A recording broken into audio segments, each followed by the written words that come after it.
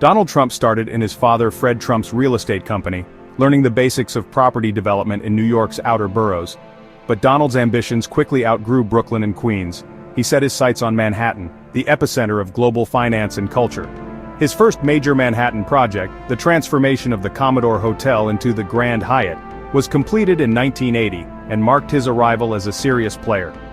Trump's success with the Grand Hyatt, achieved with city tax abatements, showcased his flair for high-profile deals and complex negotiations. The media took notice, and Trump actively courted publicity, using it to magnify his presence and projects. Throughout the 1980s, he meticulously cultivated an image of immense wealth and sharp business acumen. His 1987 book, The Art of the Deal, became a bestseller, cementing his persona as a brilliant negotiator. The book presented a narrative of success, often glossing over the complexities and assistance he received. More than any single deal, it was this carefully constructed image that defined him in the public consciousness. Trump became a symbol of capitalist ambition, seen as a maverick who could turn any venture into gold. This perception allowed him to attract investors and partners for increasingly diverse and riskier projects. The Trump name itself became a valuable commodity, ready to be licensed and leveraged. His foundation was built on a mix of real property deals and extraordinary public relations. The brand soon overshadowed the bricks and mortar of his early career. By the end of the 1980s, Trump was not just a developer, but a phenomenon. The stage was set for decades of expansion, controversy, and reinvention. His brand was born, ready to be tested to its limits. Trump Tower on Fifth Avenue, opened in 1983, became the ultimate monument to Donald Trump's brand. With its lavish atrium, gold accents, and prime location, it embodied the luxury and exclusivity he wanted to project. Trump Tower attracted shoppers, tourists, and residents, solidifying his reputation as a developer of premium properties. Trump's ambitions soon expanded beyond New York, with luxury buildings, hotels, and golf courses bearing his name across the globe. Each new project reinforced the Trump brand, but many were fueled by substantial borrowing and complex financial arrangements. High levels of debt amplified both the risks and rewards, exposing his empire to the cyclical nature of real estate. Some ventures thrived, while others faltered or failed to live up to their grand pronouncements. The Trump Tower Tampa project, for example, collapsed in 2008, leading to lawsuits from buyers who believed he was the developer. Trump settled these lawsuits, distancing himself from operational failures while still profiting from the brand.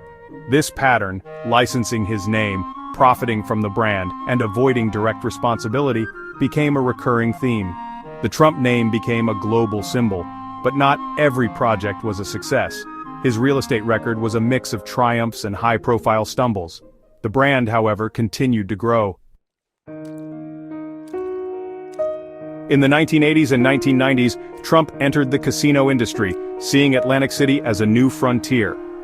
The Trump Taj Mahal, opened in 1990 and dubbed the eighth wonder of the world, was the largest casino on Earth at the time. Built with massive debt, the Taj Mahal filed for bankruptcy just a year later, burdened by billions in debt. This was not an isolated incident. Trump's casino companies filed for bankruptcy multiple times, leaving investors and creditors with heavy losses. Contractors and suppliers were sometimes left unpaid, while Trump often emerged with his personal fortune intact. He portrayed these bankruptcies as shrewd business moves, using the law to his advantage. Critics questioned whether his primary aim was business success or self-preservation. Ultimately, Trump's Atlantic City empire crumbled under debt and competition. The Taj Mahal closed for good in 2016 under different ownership. The legacy, initial grandeur, repeated bankruptcies, and significant losses for many involved. Trump's high-risk, high-reward strategy led to dramatic collapses, but the brand survived. The casino chapter remains a stark example of the risks behind the Trump image. Even in failure, the brand endured. In 1989, Trump bought the Eastern Airlines shuttle, rebranding it as Trump Shuttle, and promising luxury air travel. Despite lavish interiors, the airline never turned a profit and was surrendered to creditors in 1992, leaving millions in debt. Trump's ventures into food and beverage fared no better. Trump Steaks, launched in 2007, quickly flopped and was pulled from shelves after just 2 months. Trump Vodka, introduced in 2006, failed to capture market share and was discontinued by 2011. Trump Ice Bottled Water also faded from the market. These ventures showed that the Trump name could generate initial buzz but not sustain demand. The pattern: bold branding, aggressive marketing, and quick exits when sales disappointed. Trump's attempts to diversify often ended in short-lived failures. The brand's power had limits, especially outside real estate. Not every industry could be conquered by a name alone. In 2005, Trump launched Trump University, promising to share his real estate secrets with aspiring entrepreneurs. The program, never accredited, charged students tens of thousands of dollars for seminars and mentorship that often failed to deliver. Many instructors lacked real estate experience, and students reported high-pressure sales tactics and little practical value. Lawsuits soon followed, alleging fraud and deceptive practices. In 2016, Trump agreed to a $25 million settlement without admitting wrongdoing. Trump University closed in 2017, leaving behind a legacy of controversy. The episode highlighted a recurring theme: aggressive marketing and brand leverage over substantive quality. Legal entanglements became part of the Trump business story. The Apprentice, debuting in 2004, was pivotal in shaping Trump's image as a supremely successful businessman. The show's format, with Trump as the decisive boss, projected authority and business acumen to millions of viewers. Producers admitted their goal was to make him look legitimate, editing footage to highlight his strengths. The Apprentice transformed Trump into a national icon, admired for toughness and confidence. His catchphrases entered popular culture, and his favorability ratings soared. The show rebranded him for a new generation, many unaware of his business setbacks. In reality, Trump reported nearly $90 million in net losses the year the show debuted. The Apprentice was less a reflection of business reality and more a masterclass in image-making. Media powerfully shaped public perception, often overshadowing financial facts. The show's success proved invaluable for Trump's later political ambitions.